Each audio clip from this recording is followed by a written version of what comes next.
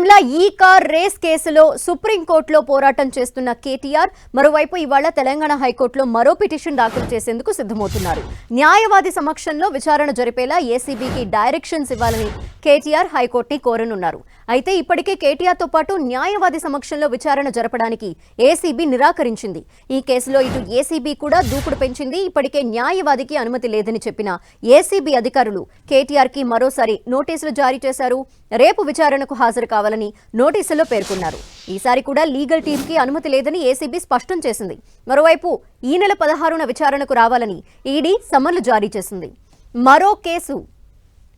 మరో కేసులో నిన్న కీలక పరిణామాలు చోటు చేసుకున్నాయి. హైకోర్టు క్వాష్ పిటిషన్ ని కొట్టివేయడంతో మాజీ మంత్రి కేటీఆర్ సుప్రీంకోర్టుని ఆశ్రయించారు. కేటీఆర్ లాయర్లు సుప్రీంకోర్టులో పిటిషన్ దాఖలు చేశారు. హైకోర్టు తీర్పుని సవాల్ చేశారు కేటీఆర్. ఇవాళ లేదా రేపు ఈ పిటిషన్ ని సుప్రీంకోర్టు విచారించే అవకాశం ఉంది. మరోవైపు తెలంగాణ ప్రభుత్వం అంతకు ముందే సుప్రీంకోర్టులో కేవియట్ పిటిషన్ దాఖలు చేసింది.